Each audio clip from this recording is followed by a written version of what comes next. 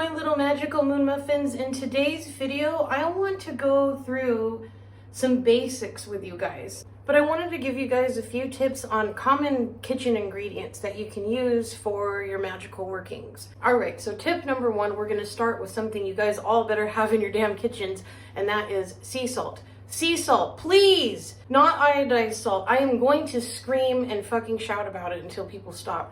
Obviously, you guys know this is very protective. You can use it on your doorways, on your windowsills. You can infuse it and make your own types of salts for your working. Black salt, money salt, self-loving, healing salts, anything that you want. Now, if we want to talk about specifics with salts, it's possible that you guys have pink Himalayan salt.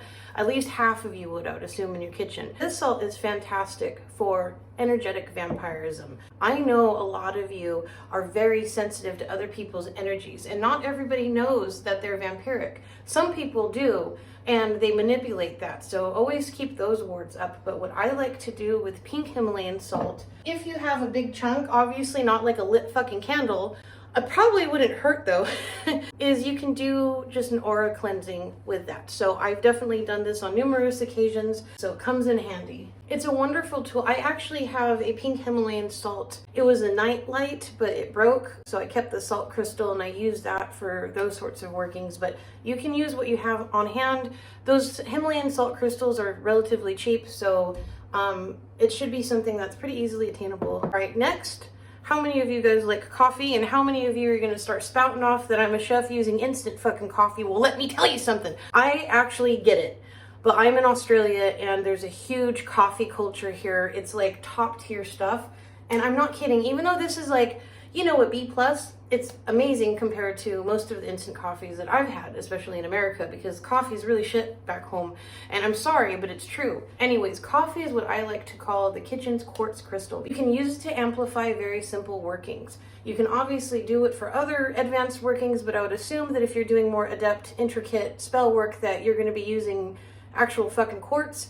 But you can use coffee beans for sure. I work a lot with dreams and nightmares personally. Coffee is a really good way to ward yourself of that if you want to, which leads me to actually this next ingredient, which is star anise. I talked about this on a clip on Instagram the other day. I think I posted it on TikTok. Star anise is wonderful as a substitute for like a Nazar talisman. You can absolutely make very protective talismans with star anise. The energy is great. Like when you read these sorts of things, like,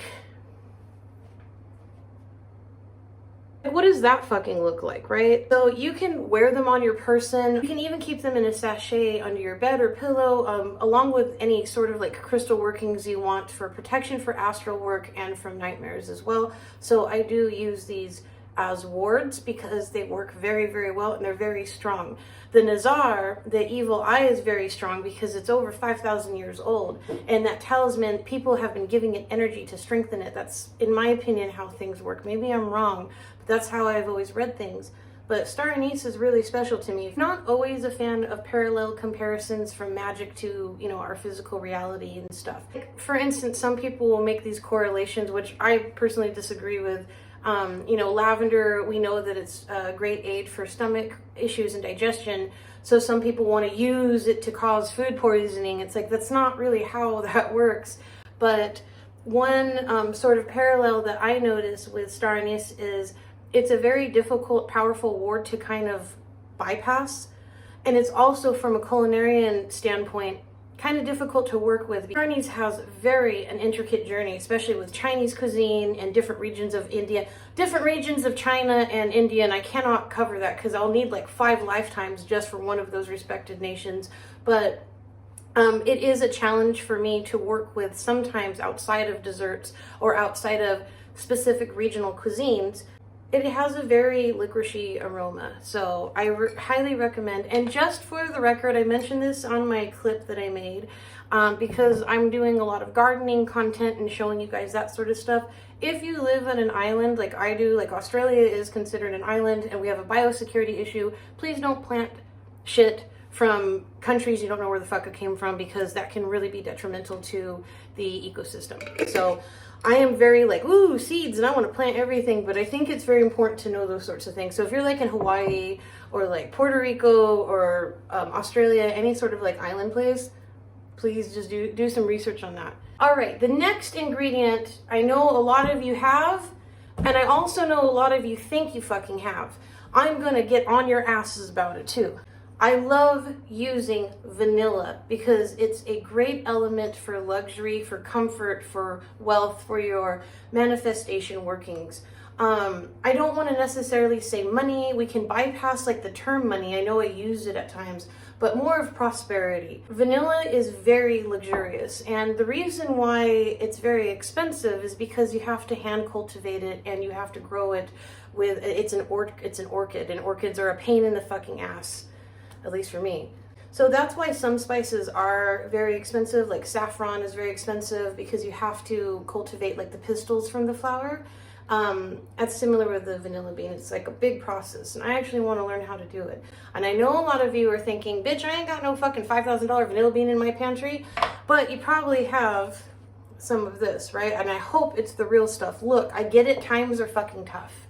If it is feasible in your area to make your own vanilla, 1 cup of vodka, brandy, cognac, whatever the hell you want per vanilla bean.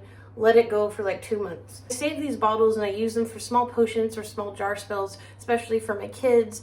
If they need something to just, help them feel a little better, I like saving these for those sorts of workings. Now here's where I'm going to lecture a few of you, because you're using imitation vanilla and it's not the real thing. And I don't want to hear it's all about intentions, because it's fucking not.